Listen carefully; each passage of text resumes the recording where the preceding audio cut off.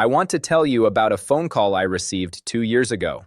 It was from a man named Gerald, 73 years old, retired at 67 with $320,000 saved, Social Security coming in every month, no debt, no mortgage. By every standard retirement checklist, Gerald was fine. Gerald was secure. Gerald had done everything right. Gerald called me on a Tuesday afternoon. His voice was shaking. "Lenny," he said, "my doctor just told me something, and I need to know what it means for my money."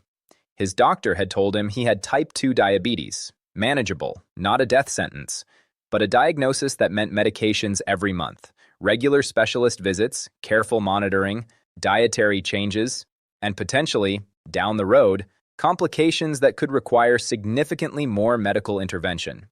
Gerald was not calling me because he was scared about his health. He had already processed that with his family. He was calling me because in 30 seconds, his doctor had said 7 words that changed his entire retirement financial picture. And Gerald, smart, careful, responsible Gerald, had never once considered what those 7 words would mean for his money. "I am Lenny. I am a senior financial advisor." And what I told Gerald that afternoon is what I am going to tell you right now.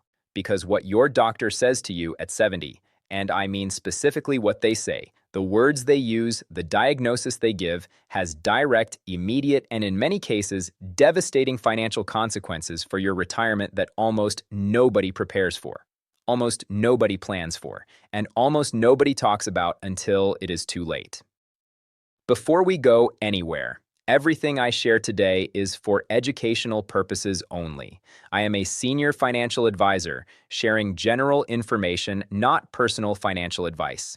Please always consult qualified medical and financial professionals before making decisions. Now let me tell you what I told Gerald. The first thing I told Gerald was something that shocked him. The number one cause of retirement financial failure in America is not bad investments. It is not stock market crashes.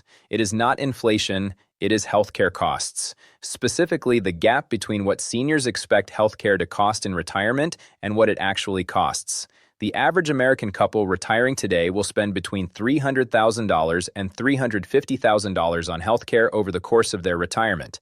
That number does not include long-term care. It includes Medicare premiums, supplemental insurance, prescription drugs, dental, vision, hearing, out-of-pocket costs for procedures and treatments. And for someone like Gerald, who just received a chronic disease diagnosis at 73, that number is not an average. It is a floor.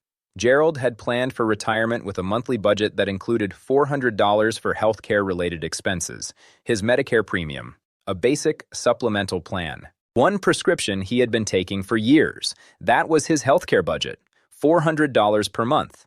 And in 30 seconds, his doctor had made that budget obsolete. Type 2 diabetes management.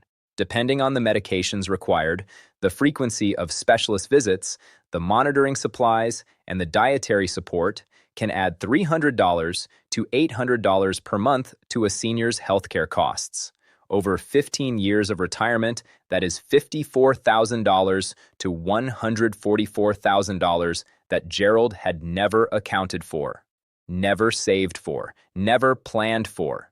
Because nobody had ever told him that what his doctor says at 70 is a financial event just as much as it is a medical one.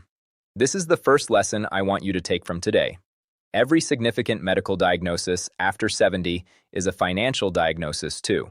And if you do not have a financial plan that specifically accounts for healthcare cost escalation, not just your current health expenses, but the realistic trajectory of what healthcare could cost you as you move through your 70s and 80s, your retirement is more vulnerable than you know. Now, let me tell you about the specific words that doctors say that should immediately trigger a financial conversation, not a medical conversation, a financial one. The first is any chronic disease diagnosis, diabetes, heart disease, COPD, kidney disease, arthritis requiring ongoing treatment. Any condition that is not a one-time event but a permanent ongoing medical reality means permanent ongoing medical costs that must be built into your retirement budget right now. Not someday, now. The second is any mention of specialist care.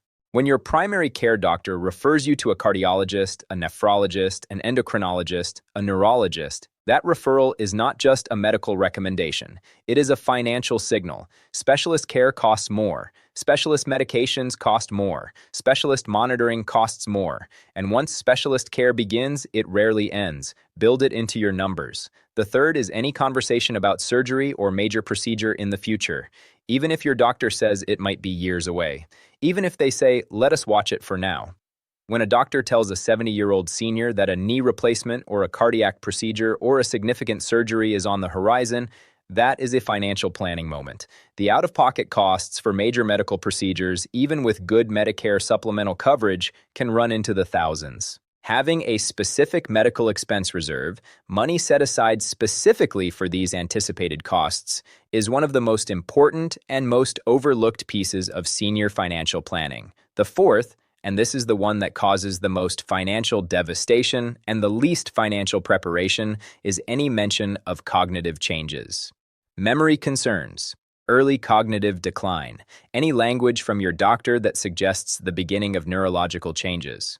Because what follows a cognitive decline diagnosis, in terms of care needs, in terms of safety modifications, in terms of eventually needing assisted living or memory care, is one of the most expensive financial realities a senior family can face. Memory care facilities in the United States cost an average of $5,000 to $8,000 per month. A senior who spends 3 years in memory care, which is not unusual, is looking at $180,000 to $288,000 in costs that Medicare does not cover. That is a financial reality that can wipe out an entire retirement portfolio and leave a surviving spouse with nothing. Now I want to come back to Gerald, because after I explained all of this to him, after I walked him through the real financial implications of his diagnosis, Gerald asked me the question that every senior in his situation asks. Lenny, what do I do now? And here is what I told him. The first thing you do is get a complete Medicare review immediately, not next open enrollment. Now. Gerald had been on his Medicare plan for 6 years without ever reviewing whether it was still the right plan for his situation. A new chronic disease diagnosis changes your medication needs, your specialist needs, and your coverage requirements significantly. A Medicare specialist can review your current coverage and identify whether you are on the plan that best protects you given your new health reality. This conversation is free. It is available through your state health insurance assistance program, called SHIP, at no cost. And for many seniors, this single conversation results in hundreds of dollars per month in savings on premiums and drug costs. The second thing you do is recalculate your retirement budget with honest healthcare numbers, not the number you budgeted at 65, the number that reflects your actual current health reality. Pull out your last 12 months of healthcare expenses, every premium, every copay, every prescription, every medical supply. Add them up, divide by 12. That is your real current monthly healthcare cost. Then add a realistic escalation factor for how your health is likely to evolve over the next 10 to 15 years. That honest number, uncomfortable as it may be, is the number your retirement plan needs to be built around. The third thing you do is talk to a financial advisor specifically about your long-term care exposure. Long-term care is the healthcare cost that destroys more retirement portfolios than any other single factor. And the time to plan for it is before you need it, not after. Long-term care insurance, if you are still insurable, is worth evaluating. Self-insurance through a dedicated long-term care reserve is worth evaluating. Hybrid life insurance products that include long-term care benefits are worth evaluating. There is no single right answer that fits every situation. But there is a catastrophically wrong non-answer, doing nothing and hoping you never need it. The fourth thing you do is review your Social Security strategy if you have not yet claimed. A chronic disease diagnosis at 70 or 71 or 72 does not necessarily mean you should claim immediately, because your life expectancy with a well-managed chronic condition may be longer than you fear. But it does mean this calculation deserves a fresh look with your new health reality factored in. A Social Security specialist can run the break-even analysis for your specific situation and help you make this decision with numbers rather than fear. The fifth thing, and this is the one that Gerald resisted most and that I pushed hardest on, is having the complete financial conversation with your family. Gerald did not want to worry his children. He did not want them to think he was not okay. He did not want the conversation to feel like a burden. And I told him directly, Gerald, the most loving thing you can do for your children is to have this conversation with them while you can have it clearly and calmly and on your own terms, before a crisis forces it, before decisions have to be made under pressure. Your children deserve to know your financial situation, your healthcare wishes, your legal documents, your power of attorney, your healthcare directive, your will. These conversations feel hard.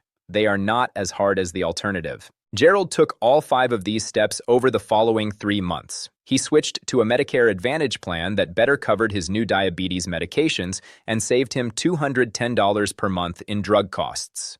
He recalculated his retirement budget with honest healthcare numbers and identified that he needed to reduce his discretionary spending by $300 per month to stay on a sustainable withdrawal path.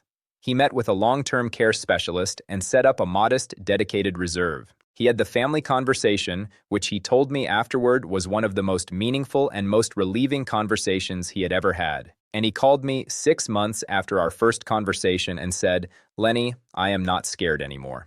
Not because my diagnosis changed, because I know exactly where I stand, and I have a plan. That is what financial clarity does. It does not change your diagnosis. It does not change your health. But it removes the financial fear that sits on top of the medical fear and makes everything feel impossible. It gives you a plan, and a plan gives you power. If your doctor has said something to you recently, anything that felt like a warning, a concern, a diagnosis, a referral, please do not separate that conversation from your finances. They are not separate. Your health and your money are deeply, directly, permanently connected in retirement in ways that they were not during your working years. What happens in the doctor's office echoes in your bank account, and the seniors who understand that connection, who respond to medical news with both medical and financial action, are the ones who arrive at 80 with their retirement intact. I am Lenny, and I genuinely care about every person watching this. If today helped you, please hit that like button right now. Subscribe to Retirement Clarity and hit that bell. We post every single week, and every video is made for people exactly like you. Share this with someone you love who is over 70 and managing a health condition. You might be giving them information that protects their retirement. And drop your question in the comments below. Has a doctor said something to you recently that you are worried about financially? Tell me. I read every single comment. I am Lenny. Know what your doctor is really telling you, and I will see you in the very next one.